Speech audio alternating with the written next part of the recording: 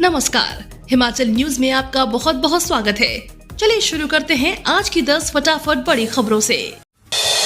चारों संसदीय क्षेत्रों में होगी कांग्रेस की रैलियां, सीएम समेत ये नेता संभालेंगे मोर्चा। हिमाचल प्रदेश के चारों संसदीय क्षेत्रों में कांग्रेस के केंद्रीय नेताओं की रैलियां होंगी। हाईकमान ने हिमाचल प्रदेश कांग्रेस को 10 दिन तक मोर्चा संभालने को कहा है। इसके बाद एक एक करके केंद्रीय नेता हिमाचल आकर रैलियां करेंगे। हिमाचल प्रदेश में लोकसभा चुनाव और विधानसभा उपचुनाव के प्रचार में 16 दिन शेष हैं। ऐसे में चुनाव के अंतिम एक सप्ताह रहने पर केंद्रीय नेता हिमाचल का रुख करेंगे। हिमाचल में चुनाव को लेकर प्रशासन ने कसी कमर, 400 अर्धसैनिक बलों के जवानों की जिम्मे होगी सुरक्षा। लोकसभा चुनाव के दौरान शिमला में अर्धसैनिक बलों के 400 जवान सुरक्षा का जिम्मा संभालेंगे। अर्धसैनिक बलों की 4 कंपनियां शिमला जिले को मिलेगी। प्रत्येक कंपनी में 100 से ज्यादा जवान होंगे। ऐसे में चुनाव प्रक्रिया के दौरान पूरे जिले में 400 से ज्यादा अर्धसैनिक बलों के जवानों का पहरा रहेगा। इसके अलावा पुलिस के जवान भी सुरक्षा में तैनात होंगे। अर्धसैनिक बल के जवान पुलिस की ओर से तैयार फोर्स डिप्लॉयमेंट प्लान के हिसाब से संवेदनशील और अति संवेदनशील क्षेत्रों में तैनात रहेंगे। न खाएंगे न खाने देंगे की नीति पर भाजपा ने किया कार्य, बोले अनुराग। संसदीय क्षेत्र हमीरपुर से भाजपा प्रत्याशी केंद्रीय मंत्री अनुराग ठाकुर ने कहा कि न खाएंगे न खाने देंगे की नीति पर भाजपा ने कार्य किया है। केंद्र में प्रधानमंत्री नरेंद्र मोदी के नेतृत्व में देश विकसित भारत की ओर अग्रसर है। प्रदेश भर में लोग भाजपा की नीतियों से प्रभावित हैं। कांग्रेस के राज्य में इतने घोटाले हुए हैं कि उन्होंने देश को लूट कर खोखला कर दिया। 10 साल पहले देश को लूटने का काम कांग्रेस ने किया और फिर पीएम मोदी ने उम्मीद जताई। कांग्रेस सरकार अस्त व्यस्त, 4 जून को बनेगी 2 सरकारें, जयराम ठाकुर ने हिमाचल सरकार पर कसा तंज। पूर्व मुख्यमंत्री जयराम ठाकुर ने कहा, प्रदेश में कांग्रेस सरकार व्यवस्था परिवर्तन के नाम पर बनी है, लेकिन वह अस्त व्यस्त है। भाजपा 4 लोकसभा और 6 विधानसभा उपचुनाव जीतकर देश व प्रदेश में 2 सरकारें बनाएगी। जयराम हमीरपुर में भाजपा प्रत्याशी अनुराग ठाकुर की विजय संकल्प यात्रा को संबोधित कर रहे थे। उन्होंने कहा कि इस सभा में उमड़ी भीड़ देखकर ही चुनाव परिणाम का अंदाजा आसानी से लगाया जा सकता है। सुरेश कश्यप के नामांकन से पहले बीजेपी का शक्ति प्रदर्शन। बीजेपी ने लोकसभा चुनाव में चारों सीटों पर अपनी पूरी ताकत झोंक दी है।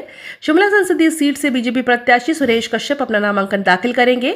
इससे पहले आज रविवार को बीजेपी ने शिमला में शक्ति प्रदर्शन किया। शिमला में आयोजित विशाल जनसभा में बीजेपी के प्रदेश और राष्ट्रीय स्तर के नेता मौजूद रहे। इस जनसभा में नेता प्रतिपक्ष जयराम ठाकुर, बीजेपी के प्रदेश अध्यक्ष डॉक्टर राजीव बिंदल, राष्ट्रीय उपाध्यक्ष सुदान सिंह, केंद्रीय राज्य मंत्री अजय भट्ट समेत कई बड़े बीजेपी नेता मौजूद रहे। हिमाचल लोकसभा चुनाव में कांग्रेस के सामने बीजेपी बड़ी चुनौती। हिमाचल में आखिरी चरण में 1 जून को लोकसभा के लिए मतदान होना है, जिसके लिए अब उल्टी गिनती शुरू हो चुकी है। वहीं प्रदेश की चारों सीटों के लिए नामांकन पत्र दाखिल करने की प्रक्रिया चल रही है, जिसकी अंतिम तारीख 14 मई निर्धारित की गई है। ऐसे में दोनों ही बड़े राजनीतिक दल भाजपा और कांग्रेस ने चुनाव प्रचार में अपनी पूरी ताकत झोंक दी है। अभी दोनों ही दलों में प्रदेश स्तर के बड़े नेता ने चुनाव प्रचार का जिम्मा संभाला है। रैली में सीएम सुखविंदर सिंह सुक्खू का बागियों पर निशाना। मुख्यमंत्री ठाकुर सुखविंदर सिंह सुक्खू ने कांगड़ा लोकसभा सीट से कांग्रेस प्रत्याशी आनंद शर्मा के पक्ष में ज्वालामुखी विधानसभा क्षेत्र में प्रचार किया। कुंडिया में एक चुनावी सभा को संबोधित करते हुए उन्होंने कहा कि देश के दिग्गज नेता आनंद शर्मा को कांग्रेस पार्टी ने कांगड़ा लोकसभा सीट से चुनावी मैदान में उतारा है। केंद्र सरकार में मंत्री पद पर रहते हुए आनंद शर्मा से जब भी हम हिमाचल के लिए कुछ मांगने जाते थे तो एक फोन पर काम होता था।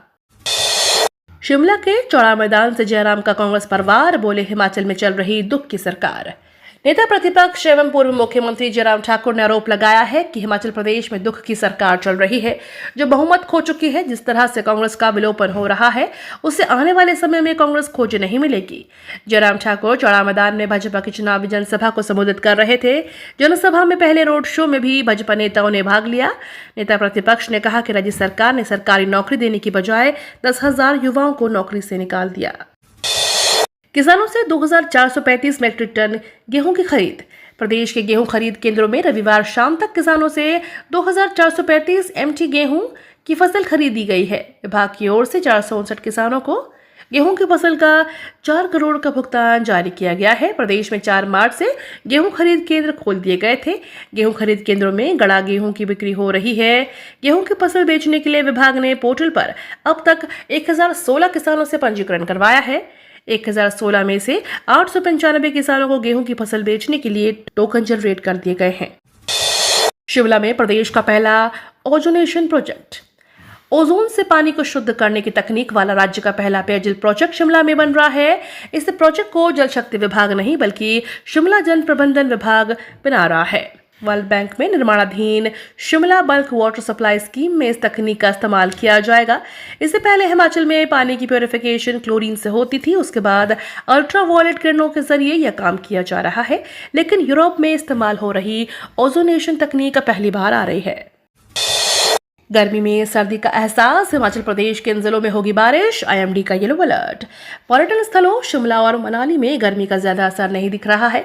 शिमला में पिछले 2 दिन जोरदार बारिश हुई, जिससे यहां लोगों को गर्मी के मौसम में भी दिसंबर की सर्दी जैसा एहसास हो रहा है। मैदानी इलाकों में भी गर्मी के थपेड़ों से लोगों को राहत मिल रही है।